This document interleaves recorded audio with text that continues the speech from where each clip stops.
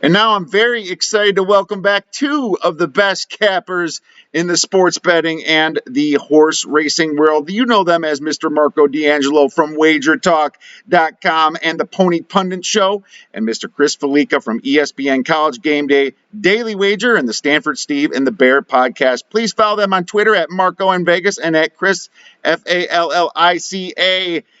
Guys, thanks for coming on to talk about the 146th edition of the Preakness Stakes. And lots to talk about, lots of controversy going on in this race, guys. Chris, I know you're just at the Derby. You going to be at this race? No, I'll be home this weekend, which is quite all right. I will steer clear of Pimlico and just look forward to watching the Friday and Saturday races from my couch. Well, you got a new couch because you have a new house, man. Are you breaking that? No. We don't have no new couch yet. Furniture's all on back order. So okay. So maybe by the time by the time the Traverse rolls around, we'll have the new furniture. But we got the new TV, so that's all that matters. So we're good there. Everything's on back order right now, including gasoline. Exactly. From what I'm seeing here. Well, good stuff, man. Congrats on the new house, of course, and I'm excited. I'm excited for the big race. And sometimes watching at home is the best thing to do. Marco and I will probably be on poolside, I'm guessing, in our abode. So we'll be texting a little bit back and forth, Marco. But before we get into this big race, I would like to discuss a little pigskin with you guys because I have the opportunity, and you are two of the best. And I'm going to start with you, Marco. I have to figure this out. I keep scratching my head here. I'm looking at these season win totals in the AFC North, and they made an error because they put the Steelers behind the Browns in third. Man, I mean, what's going on with that here? Yeah, you know the text I sent you this morning that I shared with you. You asked me when to talk about the AFC North, just so I had to admit that the Browns are better than the Steelers this year. That's just wrong on so many levels, Kiev. As long as I've been doing your show, to do that and, to come right out with a low blow below the belt. But, yes, the Browns are better than the Steelers this year. That is not a misprint. The Browns, honestly, it's them in Baltimore to win the division. And I think they can pull it off. Second year with the head coach, some stability finally in Cleveland, and you got a coach that understands to make your quarterback a better quarterback. Run the football, don't pass on every down. And that defense is good when it's healthy. Unfortunately for them, they had last year some injuries. And one thing lost about the Cleveland Brown season last year, they had a stretch, I think it was 3 or 4 games in a row, where weather was horrible at Cleveland. No offense being scored, tremendous wins and everything. So, they were a lot better than they looked last year, and that really pains me to say.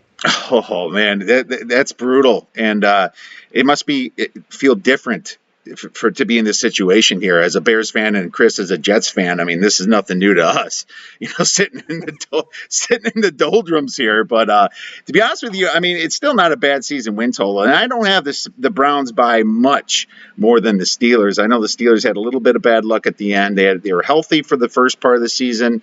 They had the easiest schedule maybe in football.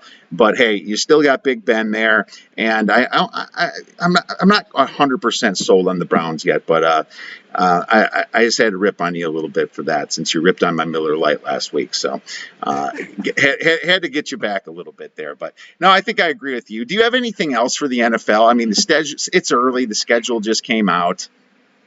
Yeah, you know what?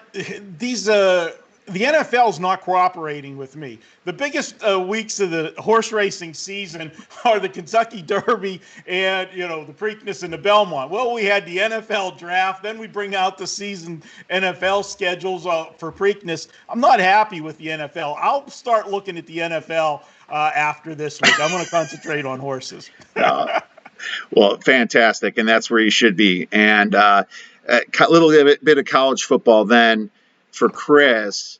And I guess, just on the top of your head, who are your top 5 teams? And it's probably the way too early top 5 teams because we're not even in June yet. But just curious if it's any different from the other years. It really, for me, isn't. I think in terms of maybe the order for me, it might be, because I think going into the year, you've got to have Clemson number one. And I think that's only because of the weakness of the ACC and the fact that Clemson, I think, of all of these other top 5 teams, whether it's Ohio State, whether it's Georgia, whether it's whomever, I think they have the combination of schedule, and there isn't really a drop-off at quarterback. There isn't really a question mark at quarterback. Where with Alabama, you've got a first-year starter in Bryce Young, and you have to replace those receivers and a ton of guys on defense. Where with Clemson, yeah, you have to replace Trevor Lawrence, but DJ Uiagalelei played last year, and he showed he can really lead that offense at a very high level. And then you go down Clemson's schedule, and they have that great opening game against Georgia week 1 in Charlotte.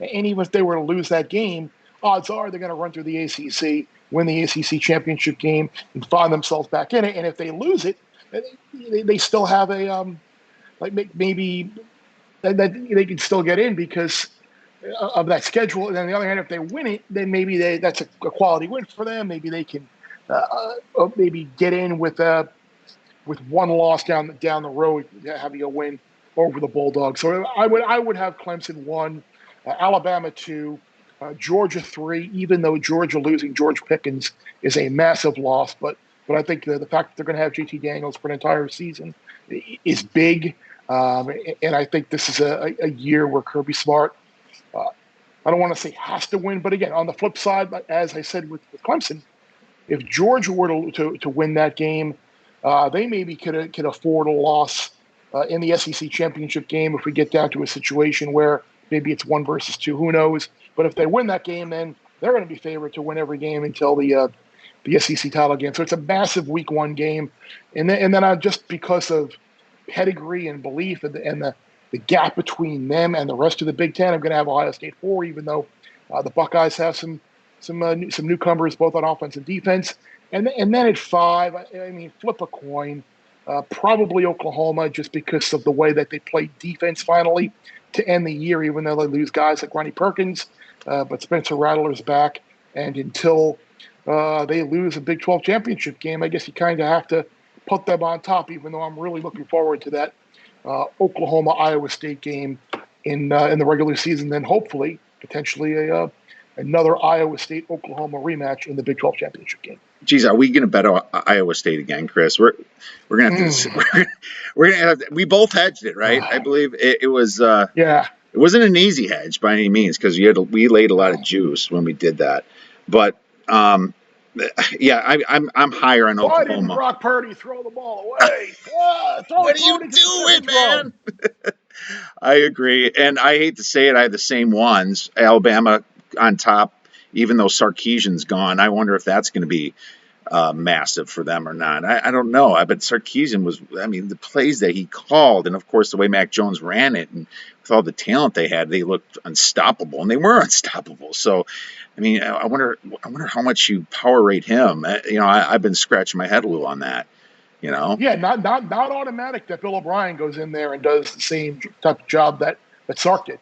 No, not at all. As a matter of fact, Bill O'Brien makes me worried, and I know he's friends with Belichick and all that too. But Saban there. But yeah, I scratch my head, and I still have Alabama number 1, probably because I had them so much higher. But then I have Clemson with Uiagalelei, and he should be a good. I seen him play. He was fine. He's not quite Trevor Lawrence, but maybe this year he will be. Ohio State, I have number 3, but I have number 4 Oklahoma.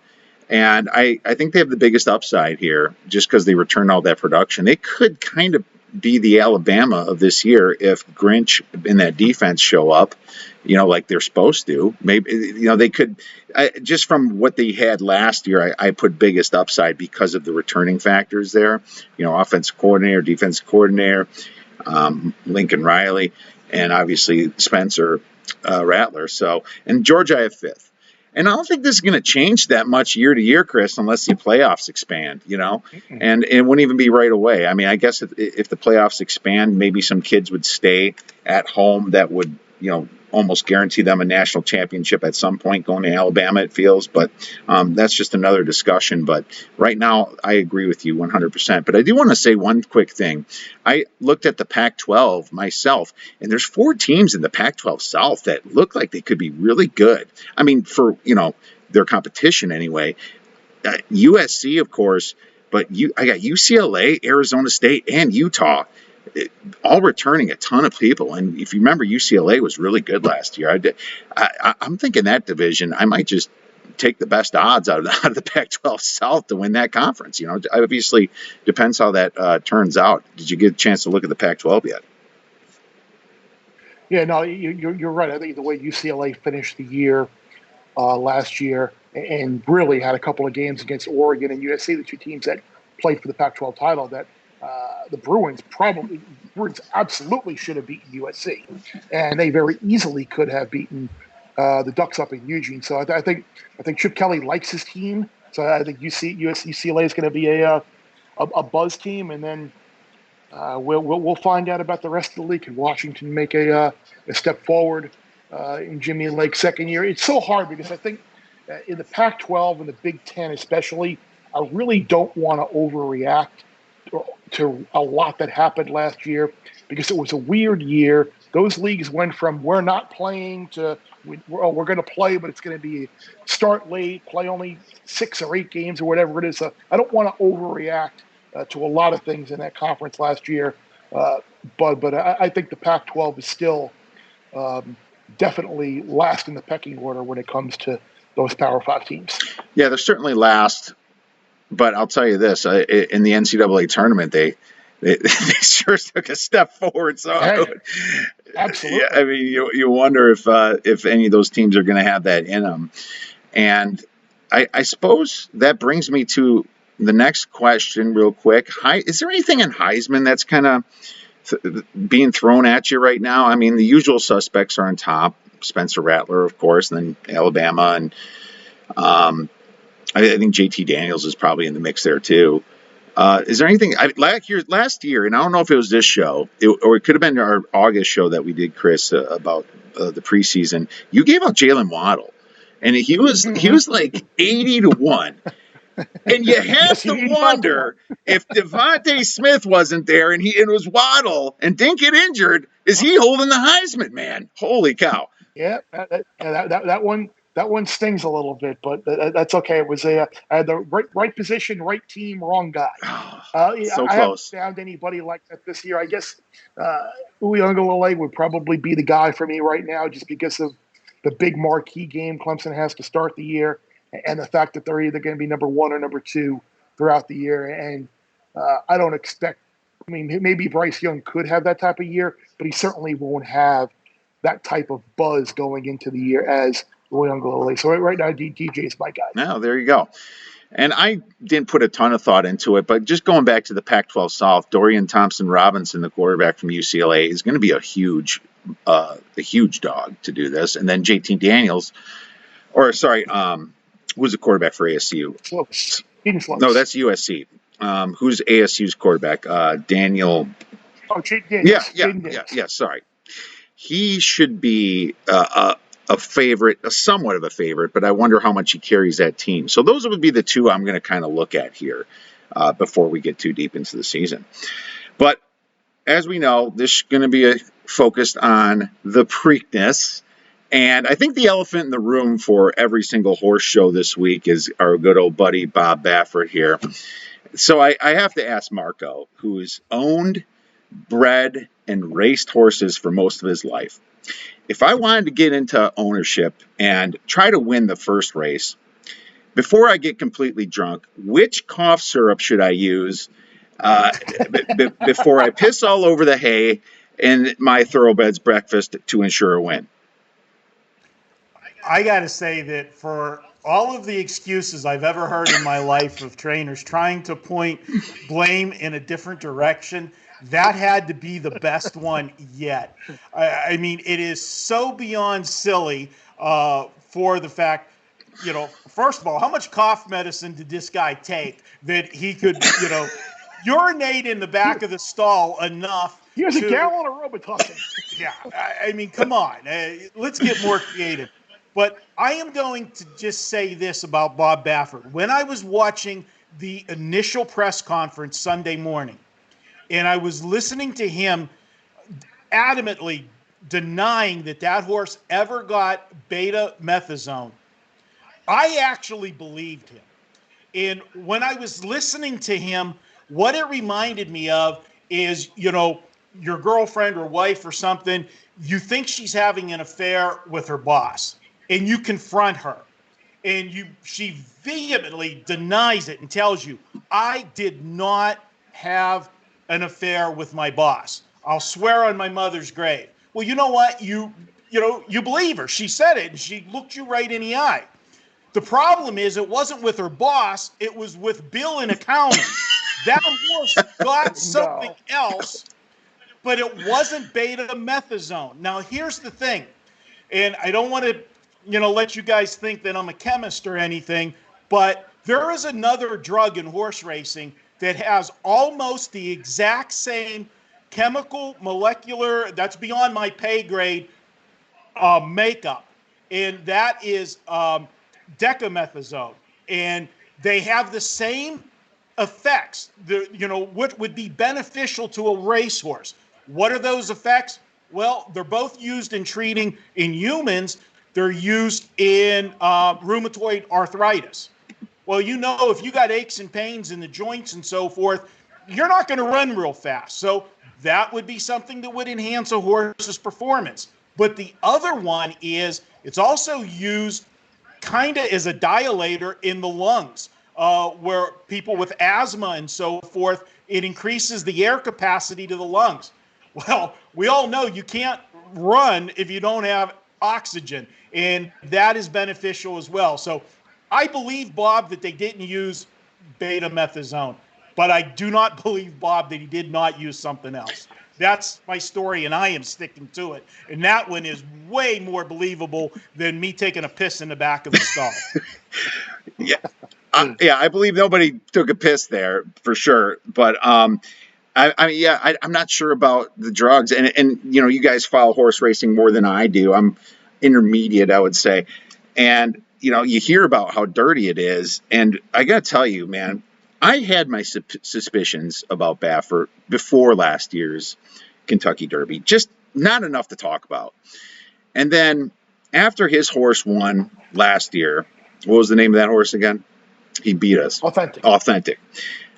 Then I really was like, what is going on here? I mean, honestly, but I still don't have the reputation or the know-how or the knowledge to feel like I would give an accurate assessment. It being that I don't bet every single week. I don't bet horses every single week. But after this happened, I was like, what the hell is going on? And then this story comes out a long time later. It took forever for this story to come out. I think there's definitely something to it. So and like you said, Marco, he sounded really adamant, but when somebody's under if his whole reputation is online here, and he's gonna say whatever it takes to get that off of them, right? So in my opinion, I'm just trying to decide if he's going to do it again anytime soon. Of course he will.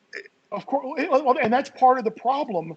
Is the guy has had, whether it's been Charlatan, Gamine, Justified, that's in the last 2 years, horses that we're talking about. And the ridiculous excuses that he's made up, whether it's been a groom pissing in the hay with cough syrup. Oh, no, I had an assistant trainer who had a lidocaine patch on his back. That must have been it. Oh, no, there must have been some Jimson weed that tainted the hay. And the issue is the California Horse Racing Board has bought every line of bullshit excuse that he's given them because they need him to enter his horses in races in Southern California in order to have racing. Like, they can't just throw the guy away. So the California Horse Racing Board is really the one, if you're looking for one particular governing body in all of racing that's really enabled this to happen, it's them, because they need him and they need his horses to be able to fill fields in California where there aren't a ton of horses right now. And we get back to this past weekend. I have a buddy who's pro sports bettor but does not bet horses. And he texted me, and we're on a group thread. me and him and another buddy of ours. And he texted me on Derby Day asking, who am I rooting for? Who'd you bet? Who do you like? And I was like, oh, I got a 6-horse exacta and tri-box with essential quality, Mandaloon, Hot Rod Charlie, Rock Your World, and Dynamic One. So, and you see the dots that he's read it and responding back. And his response to me was, why didn't you just bet Baffert's roided up horse? That's the perception out there. That's someone who doesn't bet horses. But that's what people think of him, and people think of the industry. So, yeah, I agree. What Marco said, though, is key. The way Baffert phrased it, I did not give him Betamax, but you know what? There are other medications that can be given that maybe produce betamethasone. There was a really good column written by someone, I believe it was on the In the Money podcast website, that was written by someone who was into the pharmaceutical business, and he gave like 4 hypotheses as to ultimately what happened. Either number 1, Baffert was lying; number 2, nothing was given to him; number 3, something was given to him by someone other than Baffert; or number 4, it wasn't the betamethasone; it was more like the SGF drug that Jason Service and Jorge Navarro got busted for, which somehow produces that. So all of the outcomes there are not good. But I think once that split sample comes back, and we all agree that, and I think that it will come back positive, and Mandaloon gets put up to first place, the bettors are the big loser, because they can take the purse money away from Baffert and their owners, but you can't put the money back in the betting pool and reward all of those people who had Mandaloon at 28-1. Yeah, and the same thing happens in the UFC. I remember I faded John Jones a couple times. He comes up dirty. It's like, well, that's great. My money's not coming back. Same theory going on right there. And it's funny. I did have a small play on him just because it was Baffert. I was like, well, this Baffert horse got killed in the Santa Anita Derby by Rock Your World, but at the same time, he's Baffert horse. I don't know what Baffert's doing. I did a small WPS on him, and I should have, Mandaloon was the one I didn't have. God, if I did, that would have been much sweeter. But it's like, at the same time, I wonder what Baffert's chances are of cheating this week. Some cheaters can't stop. I have no idea what to think. And one thing I do know is if I did take some cough medicine to piss on hay, it wouldn't be NyQuil, because I don't want my horse falling asleep, but maybe something like Mucinex, because that has another illegal substance in it, ephedra. So, not the stuff off the shelves, behind the glass, the Mucinex behind the glass. So that's maybe the direction I would go. But enough of that. Let's move into the Preakness Stakes itself, because that's what we're here to talk about. Try to make some money here. Marco, can you give our listeners some background on the Preakness Stakes?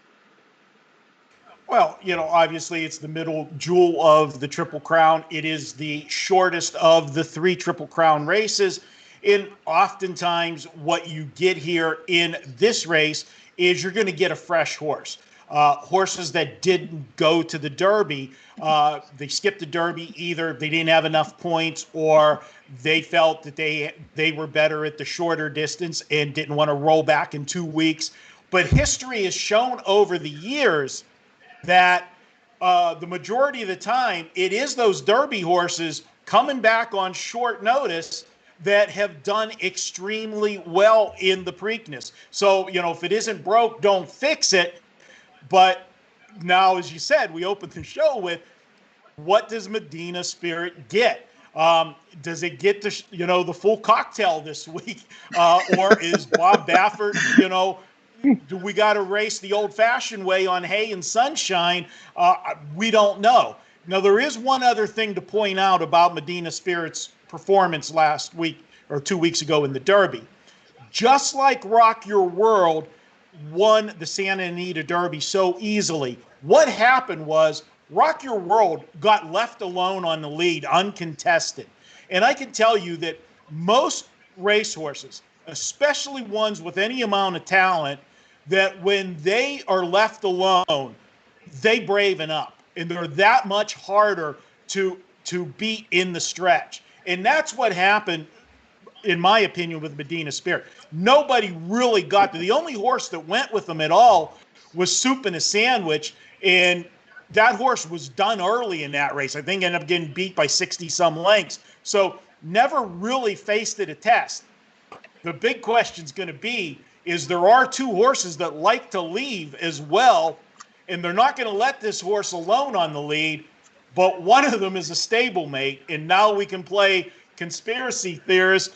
What do they do? Because Concert Tour is the main rival in this race. Skip the Derby, is fresh for this one, but Baffert's going to be given orders. Do not get in a speed duel with each other. And the other horse is Midnight Bourbon that, has gate speed, was taken completely out of the Preakness early on in that race. Is horses were playing bumper cars coming out of the gate. That horse needs to race at or near the front end to be effective, and was not anywhere near the front end early, ended his chances. So it's going to be interesting. Smaller field, less traffic, fractions. I wish we had in-race betting, Chris. You know how we have in-race Exactly. in-game wagering in sports, because how many times have you sat there at the quarter and you knew if your ticket was good or no good? And that's going to be a case here. Okay. Yeah, no, like that's a great point you made about the start of the race. Because I don't know if, because of what happened with the positive test, I don't think people have really caught on to what happened at the start, whether it was Rocky Roll and Joel Rosario coming out of the irons, or Midnight Bourbon and the start, and Smith not letting him run after that at all, basically running wide around the track, or was it Sainthood, the other Todd Pletcher horse with Corey Lannery, who should have been near the lead but wasn't. Everything just kind of fell into place for Medina Spirit, and you're right, there is zero chance that Arad Ortiz does not send this Midnight Bourbon to the front on Saturday. You look at his past performances, his 2 lifetime wins have both come in front-running fashion. I don't think he's good enough to win, but I think he's going to have a definite effect on whether Medina Spirit does, because I think he's absolutely going to go to the front. And then what happens with the horse that ran in the Dubai Derby that Rosario is on now? He's a horse that Concert Tour has been ridden by Joel Rosario every start. Now Mike Smith is on him. So, like, what was you and I were talking about this earlier? Like, we don't know why that was. Did Rosario make a choice? Did Baffert make the choice for them? But I think that horse that Rosario is on, in his past performances, he likes the lead as well. So I don't think this is going to be a race where you're going to have Medina Spirit pressed by Soup and Sandwich for 3/4 of a mile before he backs up. And that's it. I think there are going to be at least 2 other horses on the pace right there. And I think it really is going to set up for one of the horses from the second flight, the stalking flight, to potentially go by late. Okay, so in the Preakness, a mile and 3/16 for our listeners, which is 9.5 furlongs. It's a little shorter than the Derby, which is 10 furlongs long.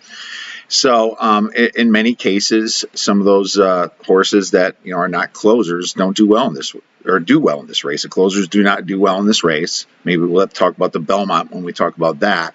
But the speed horses tend to be favored here. And, some of these horses, like you said, did take some time off. So I'm really interested in some of those. And what you said right in the beginning, Marco, we don't know if he's going to get a cocktail. Because when it comes to these types of situations, when you're so high up, it's like in politics, it's kind of like, I know the people are undering me are cheating for me, but I don't want to know that information. It's kind of the wink, wink thing. I'm sure it's not like Baffert sitting there injecting his horses. It'd be a trainer under him, and he doesn't want to know that. But he does know it happens type situation. So he can be honestly deny it because he hasn't seen it, but it probably happens. So that makes me just when it comes to a liar, it makes me think that it can happen again. I don't know. I guess Medina Spirit would be a deserving favorite because of what he did in the Derby here. But I also think it might not be a terrible thing to fade him if they're really going to be poking him and prodding him and testing him a lot, right? I think what's more important, Medina Spirit winning this race and coming up still dirty, or him not winning this race and coming out clean. I think it's probably for his reputation. He wants to be clean in this situation. So that just kind of brings up my next question. And I suppose it's the fractions. You said that Midnight Bourbon might be taking the lead here. Is he going to have some suicide fractions here? We'll start with you, Chris. I don't think it's going to be like suicidal, ridiculously fast, but it's when you are not pressed as much as you should be, and Marco alluded to it, these quality horses, they can continue to go. It's all about the pressure and how difficult or how easy they're going up front. If you're going easy but going fast, you can sustain it. But if you're being pressed, then that's the thing for me. Is the being pressed part, and I think that's going to be the thing. He's inside, and he's going to have at least two horses right to his outside that are pressing him, and I think that ultimately will be his undoing. And just one other thing before we get too far into the actual handicapping in the race, I'm really disappointed in both Brad Cox, who has essential quality, and Mandaloon, who ran second and fourth in the Derby, and Hot Rod Charlie. Now, I have not read that there was an injury. Maybe there was and I missed it, but there really is no reason for any of those three horses outside of injury not to be running this weekend. This is not a strong Preakness field at all. And the fact that you've got Brad Cox with two horses that he has who can run, and you've got a really good story in Hot Rod Charlie who can run. Like, why not take a chance and give, people can laugh and mock D. Wayne Lucas all they want for running all these long shots and Triple Crown races, but you know what? He's running. This horse Ram, who he's entering on the rail, broke maiden for $50,000 at Oaklawn, and then won an allowance race on Derby Day, and he's taking a shot. So good for him, and I'm disappointed that the second, third, and fourth place finishers in the Derby are not running. Rock Your World should be running too, in my opinion. He did have that big buyer's score, big buyer's score in the Santa Anita Derby. So, agree with you there. He sure didn't run 2 weeks ago. Yeah, right. Yeah, he coasted. He had other things on his mind to maybe his hay did have some NyQuil when he had his breakfast. But so I'm looking at the ticket itself and the strength of the field. And Chris, you kind of touched on the fact that this field could be a lot stronger if some of the best horses were in it. So you kind of answered that. I took two horses that I'm throwing out, and I could be wrong here. I'm throwing out number 2, Keep Me in Mind, and I'm throwing out number 7 for now. Now, you guys definitely can talk me out of that. And the top horses I'm keying in is the 4, Crowded Trade, the 5, Midnight Bourbon, and the 10 horse Concert Tour, because Concert Tour did skip. And I still want to use Medina Spirit, and I could be, he could destroy me, obviously, if I didn't put him on top of 1 or 2 tries or a certain type of exacta box. I'm probably going to do that. But those are, that's what I want to throw out, and those are my top. So I'll start with you, Marco. Who are we throwing out first, and who are you kind of keying in? Well, Chris alluded to D. Wayne Lucas putting horses in no matter what they look like. And the number 1 horse fits that category to a T. I don't understand how this horse is entered in here. Doesn't have the speed figures to compete with these horses. This is a horse that didn't break his maiden until his 8th try. And when he did, that was in a maiden claimer. Okay. And now he's in a Triple Crown race. So, if the number 1 rams his way into the top 3, he's going to ram my tickets right into the trash can. So that's first and foremost for me. Now, you did mention the 2 horse, Kiev, Keep Me in Mind. Now, this is a horse that I am actually shocked that they entered him in this one. If I would have thought they would have went anywhere with this horse, is they would have skipped this one and maybe pointed to the Belmont, because of the horse's racing style. This horse breaks from the gate slower than I would break from the gate, and then does have that big close, but he's so far out of the race so many times, he's subject to the pace in front of him. And then when you're in the Kentucky Derby, when you have a slow pace in front of you, and then you've got 18 other horses in front of you as well, you're going to run into traffic problems. So the only thing I'm going to say is if we do get suicide fractions, which is always a possibility with 3 speed horses in here. This is a horse that could run late in that last 16th of a mile and ruin one of your trifectas or superfectas on the back end of it. So I wouldn't dismiss him completely out of it, but I don't have him as a win candidate. The other horse you mentioned, Kiev, the 7 horse, the question mark is, why is Joel Rosario riding this horse and not Concert Tour? I have not been able to find anything. Chris hasn't found anything. The only thing, if this was a decision by Bob Baffert, which I would never sit down Rosario off of a horse, but he could be upset in the way the horse was raced in his last start when he went to suicide fractions, went head and toe like a match race with Caddo River. They got away with that once, but coming back a second race in a row and doing the same tactic with a speed horse when the whole goal is you want to get to the Derby, but you want to have gas left in the tank when you get to the Derby. And I think that is why we did not see Concert Tour in the Derby. That horse needed a break. And maybe he made the decision because of that ride. And if that is the case, and I'm only speculating because I don't know, that makes me like Concert Tour a lot more in this one, because we know what Medina Spirit's going to do, and we know what Midnight Bourbon's going to do. Mike Smith, if he's smart, sits right off of those two. And then he has first run after those two are done battling each other. And that would set him up for a big race. And then the other horse that you mentioned, Kiev, that I do like, you mentioned the 4 horse, Crowded Trade. This is a horse that's going to be in that stalking position as well. Not going to be a stone cold closer, but it's not going to be involved in the race in those early fractions, and will have a jump on the closers when they're turning for home. So right there's my 4 horses in the race: the 10, the 5, the 3, and the 4. Those are the horses that I like in the Preakness.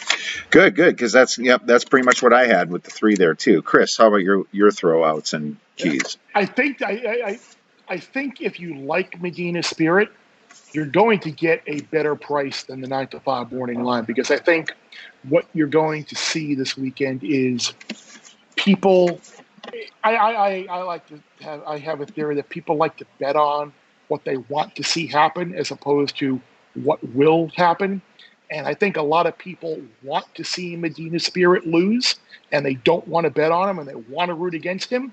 So I think you're going to get fewer people betting on Medina Spirit because they don't want to bet on him, and they want to see him lose, and they want to root against him. And I think you also have a group of people who, like we've talked about, who don't think this horse is going to be juiced, and they think the only reason he won the Derby was because he was juiced, and they don't think he'll be juiced in the Preakness, and he won't be as effective that he was in the Derby. So I think that's probably going to drive that price up just a little bit here from the 9 to 5 morning line, and maybe you get 2 to 1, 5 to 2 on Medina Spirit, and at that price, I am absolutely playing. But Crowded Trade is my top pick in the race. I think if you go back in his past performances, he's only run 3 times in his life. He broke maiden for fun at first asking. His second career start was his first start against winners was in the Gotham, when he got a really fluky long shot winner that day, and the track was weird. Looked like he was going to win that race, and then just the speed bias that caught up with him there. And then 3 to 1 in the Wood was 7 wide, just a terrible trip, and it looked like he was going to wind up winning the Wood, and he didn't. He's been effective from just on the lead or off the lead, and I think obviously you've seen Javier Castellano and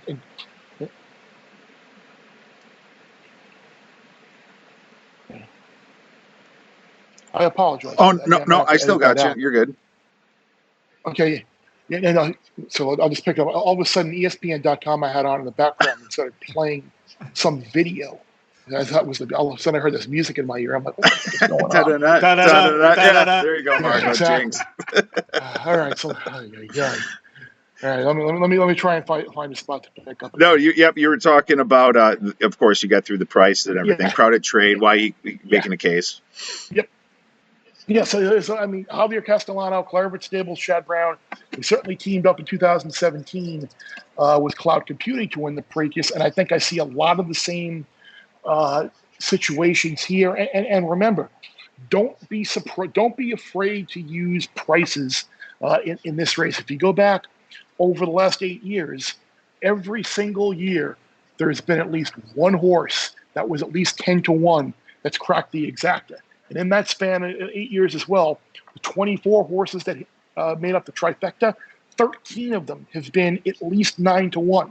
So you're getting prices in this Preakness, even if the favorite does wind up winning the race or cutting in the other exacta spot. So I think of all of the price horses, Crowded Trade is my favorite. He is my top pick. I'm going to use him with Medina Spirit second and third. The other horse I do like in here is Bauer, who he's run on turf, he's run on dirt, he's run on synthetic. He doesn't have really any speed, but he does have Flavien Prat. And Flavien Prat has a tendency to get the most out of his horses every time he's run in a Triple Crown race. So while I don't think this horse can win, it would not surprise me to see him run big from sitting just off the pace, maybe getting up for second or definitely third. So I'm going to wind up keying like I'm going to play trifectas like 3 with 4, 5, 6, 9 with all, then press with the 4, 3 with 4 with all, 3 with all with 4, 5, 6, 9, and then 4 with 3, 5, 6, 9, 10 with all, 4 with all with 3, 5, 6, 9, 10, and then 4, 3 all, 4 all 3, stuff like that. The one thing that I would suggest staying away from would just be the Baffert cold exacta of Medina Spirit over Concert Tour, right? Betting the 310 cold, because again, you can say historical nuggets don't really have a say, but you have not had a Preakness where the favorite has won and the second choice has run second since 1981. So it's been 40 years since it ran to the board favorite over second choice. So it's just not a good bet, and that exact is not going to come back very big anyway. So I would just save the $2 or whatever your base exacta price is, just to ignore and avoid that 310 exacta. 10-3 you can play, but 310 don't. $2, man. I usually put a lot more on those two favorites than that when it comes to my exactas.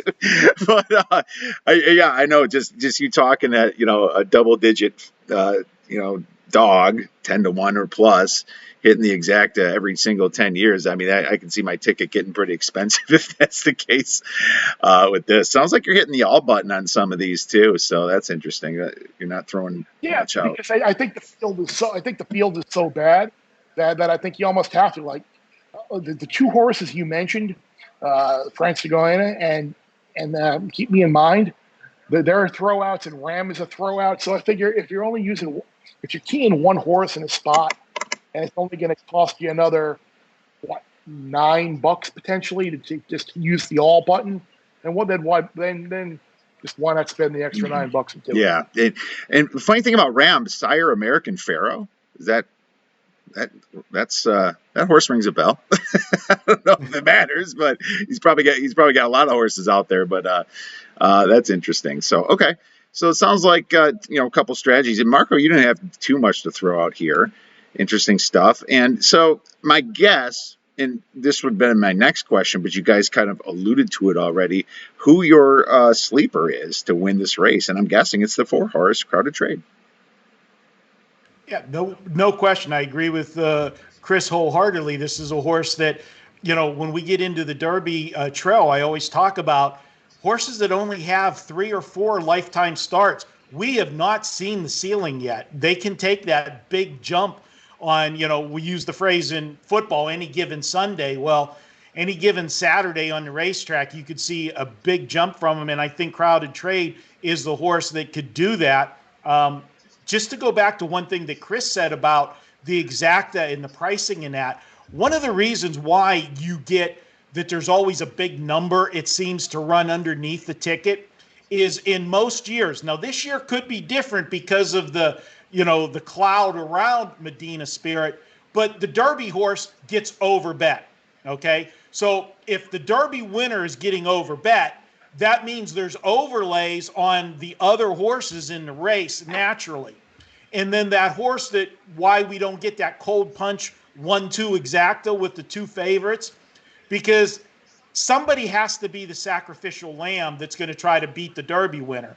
And so often when you have two horses in there, it's that horse that's challenging the good horse that ends up fading, and it's one of those other horses that was sitting off the pace, not in the early fractions, and then running late past tired horses that comes up and becomes second. How many times have you seen two horses battle down the stretch, and you see the favorite put that other horse away, and then from the cloud, a horse comes flying and nips the favorite at the wire because he couldn't put two horses away? And that's, I think, what you end up seeing, why you don't see the two favorites 1-2 in this race.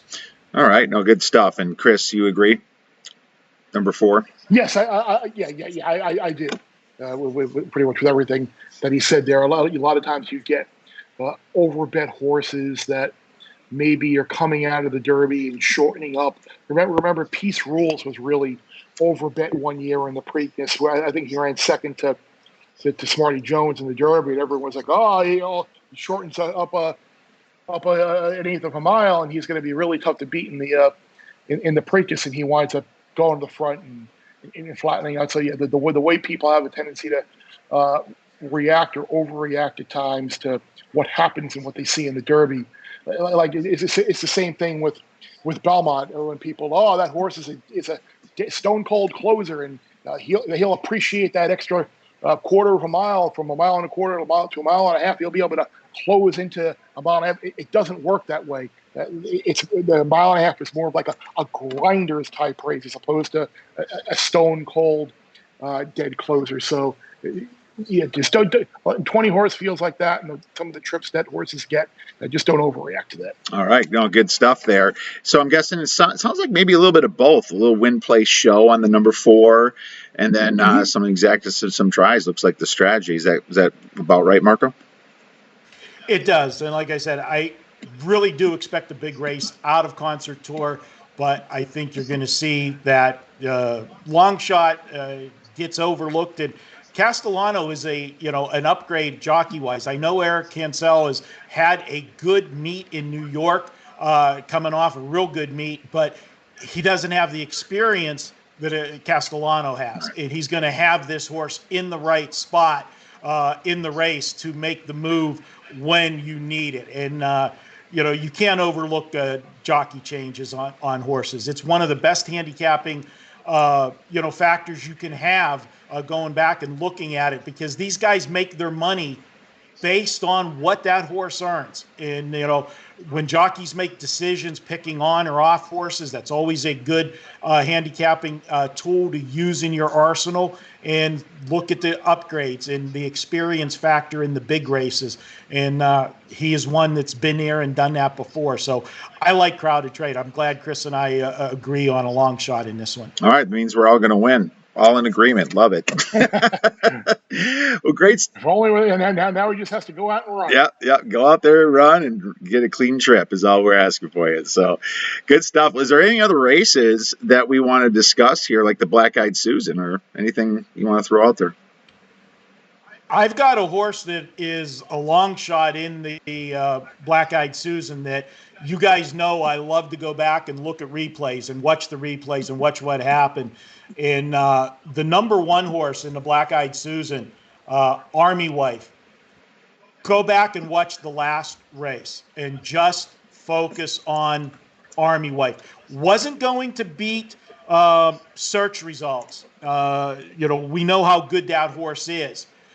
But I think was going to be second in that race. Got taken completely out of the race down the stretch right when the horse was making its move. I think if she gets a clean trip, she can be a big part of this ticket on Friday. And she's 8-1 in the morning line. So, get a little price there, juice up some exactas. Take a look at that one. That's my tip for the Black Eyed Susan. Yeah, I got 2 that I'm looking at outside of the Preakness. One is Saturday in the, I guess they're calling it the dinner party right now, is the name of it this year. And Sacred Life is the favorite in there. It's 7-5, I think. And she is just a horse that is just devoid of speed and is really, really pace compromised and is going to need a really fast setup in order to get home. So I might try and beat her with Bye Bye Melvin, the 8 horse on the outside, who just missed last time out against Midnight Tea Time. Second off of a long layoff. Grand Motion typically does very well on this Mid-Atlantic circuit down there. So I think Bye Bye Melvin, who's 10-1 in the morning line, is worth a look in that race. And in the Hilltop on Friday, I like the number 1 horse, Tracy Flick. Insert your gratuitous election reference there. The election with Reese Witherspoon, not that other election, the film election. In case it went over. Quit talking politics, Chris. Come on. I'm not going there. But people are going to look at Tracy Flick and see that she's still a maiden, but she got disqualified from first in her debut when a race that she won and was a short price in that race. Then in her second lifetime start, she just missed and finished second and got disqualified to like 7th. So technically she hasn't won. And I think because of that, we're getting a lot better price than we probably should. It's Joel Rosario and Shug McGahee, and they're running a horse who's technically a maiden in a stakes race, and she's getting blinkers. And I think, again, the favorite, I believe, is very, very vulnerable. So I am going to bet Tracy Flick at 6-1 in the Hilltop on Friday. So those are 2 races that I'm looking at outside of the Preakness on Saturday. All right, great stuff. Thanks for that, guys. I'm going to look at that as soon as this show is over. But before we go, Marco, you've had some massive tickets and some massive payouts over the years. Where could our listeners and viewers get your information for this weekend? Head over to Wagertalk.com. You can check out, I'll have a package up both Friday and Saturday with some horses and some sports. And the NBA, guys, a lot of people think the NBA is one of the toughest sports. I agree with it, but for whatever reason, this year we're on an incredible run with the NBA. This is the best NBA season I have had by far in my NBA career. We're currently on a 35-12 run in the end, or excuse me, 33-12 last 45 plays in the NBA. So I will include all of my plays in the packages, both horses and sports, whatever I have. Check it out Friday and Saturday over at Wager Talk. Fantastic. And Chris? Steve and I have our pod up where we talk about Preakness, some tennis, some NBA, some NHL, a potpourri of topics, which will be pretty good. And I have my Preakness picks column up on ESPN.com as well. All right, check out ESPN.com to get that. Thanks so much, guys, for coming in and discussing the Preakness. We'll be texting this weekend. Best of luck to you guys in your plays. Thanks, Kiev.